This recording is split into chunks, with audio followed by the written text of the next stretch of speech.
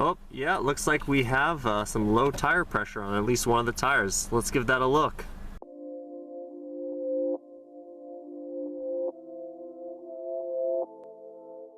Howdy everyone, welcome back to the channel. I'm the Handy Monk, and today we're going to be looking at how to check the tire pressure in your car's tires. So this is particularly important in the wintertime when the temperature cools off a little bit and the air pressure in your tires is likely to decrease a little bit due to decreased external temperatures and pressures.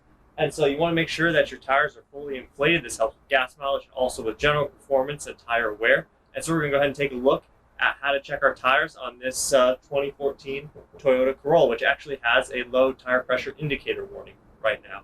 So the first thing you want to do is determine what your tires should be inflated to. Normally you can find this on the inside of the driver's door. This is common to every car. There's normally a little label with your tire pressure and tire information, so you can see ours right here. We're supposed to be inflated to about 32 psi, both in the front and the rear. Now it's important to note that these are the cold tire pressures because when you drive your car, your tires will warm up a little bit actually from just riding on the road, and that will cause an increase in tire pressure. And so you want to make sure that you recognize that these are the cold tire pressures before you drive your car.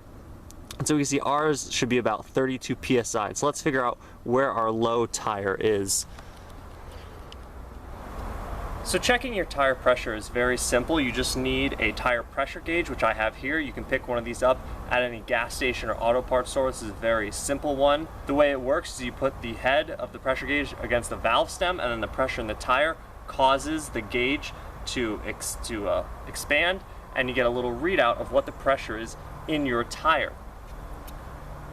And so let's take a look at that right now. So here we have our tire, and back here you can find your valve stem. They're normally pretty obvious. Hopefully you have a cover on your valve stem, so you first just remove the cover. Once you pull the cover off, here is your valve stem. So you want to take your pressure gauge, and you want to make sure that to get an accurate reading, the face of the pressure gauge needs to be perpendicular to the valve stem. Because if you're at an off angle, you're not going to get a good reading. If you're off, you'll hear the air leak, and it will push out maybe a little bit on the bottom, but you're not going to get an accurate reading. And so you want to make sure that you get a nice perpendicular fit. So you just want to push it on there. And then you can see, all right, let's see, what is our reading here? It looks like, ooh, this might be our low tire. This is only 21 psi. And so let's get out the compressor and we'll fill this up. So here I have my air compressor, and what you need is you need to make sure that you have a tire inflating adapter. It basically has just a little head on it that can attach to a valve stem so you can put some air in it. So I'm just going to attach that to the end of my hose here.